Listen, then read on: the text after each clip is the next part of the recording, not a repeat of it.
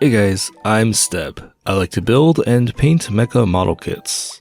Today I want to talk about how I feel in Seamlines. After working on a lot of kits and dealing with dozens of Seamlines throughout the past couple of years, I've been feeling pretty good about the process. For those who don't know what a seamline is, it's a visible line formed where two parts join together.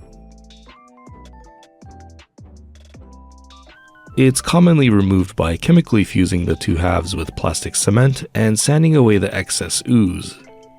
But that method wasn't for me. I don't like cement's cure time, and I've always found the results to be inconsistent. I like to use CA glue, specifically the thin and medium kind, since those fit into seams easily and dry super fast. Using this brass rod, I apply it sparingly. Oh shit, I put too much on. Whoops, I've applied too much, so I find a bamboo skewer or a toothpick with a finer point to use instead.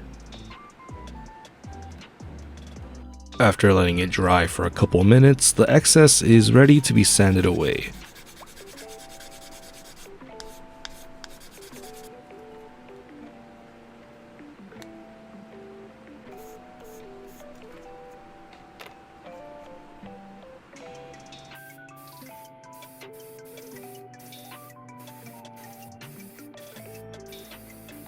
This method is most consistent to me because I find CA glue to be much more versatile than cement.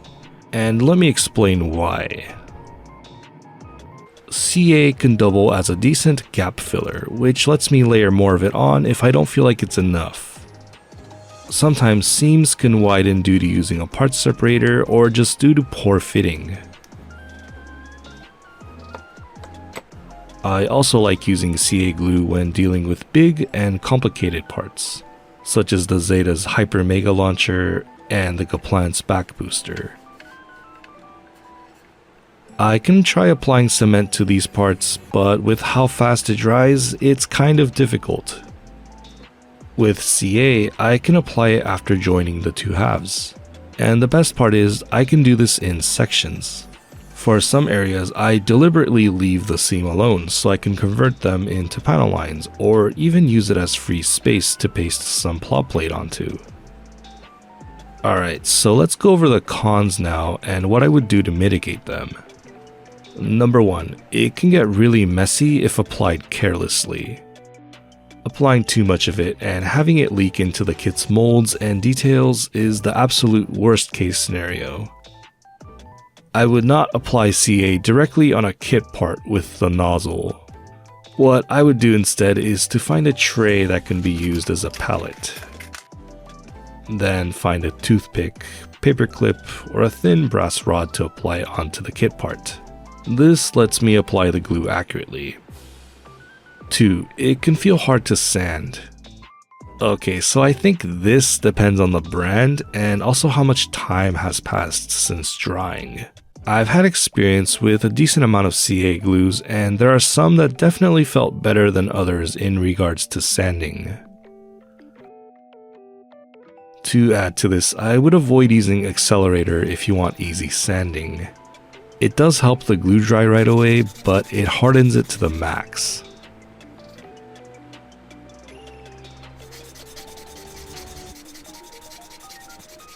Number 3, CA dries brittle. It can definitely crack under pressure when fitting tight parts post seamline removal. When I wasn't aware of this yet, I've had this happen quite often. To be clear, this can happen with plastic cement as well, but with CA, I would advise extra caution when doing post-processing. To help reinforce the connection, I would often glue the pegs and holes before joining the two halves. This at least makes it really hard to pull apart without breaking it. Aside from that, it's mostly being aware of the tension being placed on these parts and adjusting accordingly.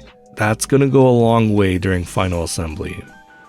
Sometimes when painting over a part and it dries, you might have noticed a faint seam line showing despite filling it in. According to a pro modeler that I've talked with, it's apparently some kind of reaction that occurs when thinner comes in contact with the glue. There are two ways I deal with this. Sometimes painting over the part again is enough to level the surface, especially with primers and surfacers which have great filling power. Another way is to lightly sand over the paint film to make the surface uniform.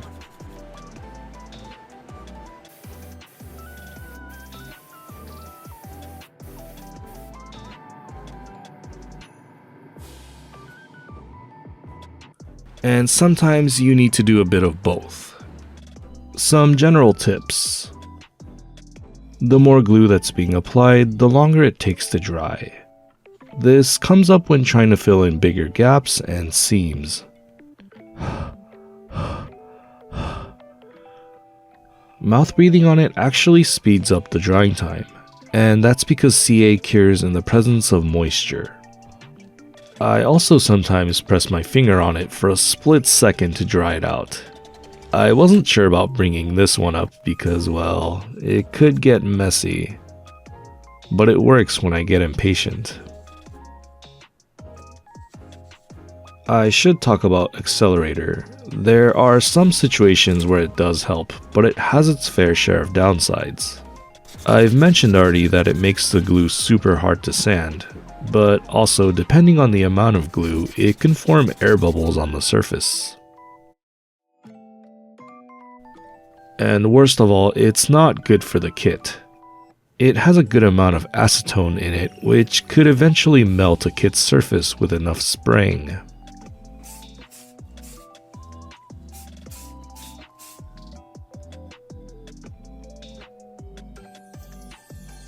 Be mindful of the viscosity.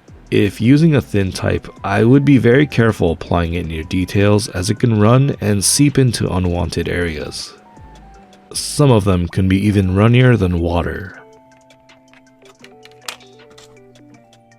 Before learning this method, I was really afraid of dealing with seams. I would choose to work on kits with very few seams, which, to be honest, I had a lot of thanks to Bandai. But that meant I couldn't work on any of the older kits. No HG Bau, no Hambravi, and of course no vintage kits. But I'm at the point where I don't have to worry about that anymore. I'm actually working on the HG Palace Athene, which is like 99% seams. And I think that's it. I wanted to keep this video informative, but also concise. Hopefully I haven't missed anything too important. If I have, let me know. I would super appreciate it. Thank you guys so much for watching, and hopefully I can see you on my next build. Bye.